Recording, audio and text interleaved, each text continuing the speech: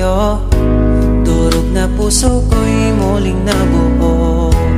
Ininom mo ang sugat na aking nararamdaman.